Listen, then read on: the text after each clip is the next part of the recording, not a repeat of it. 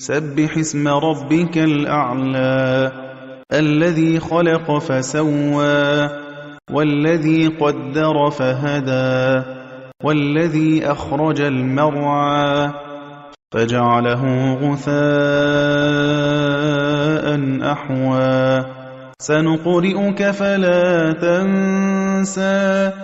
إلا ما شاء الله إنه يعلم الجهر وما يخفى ونيسرك لليسرى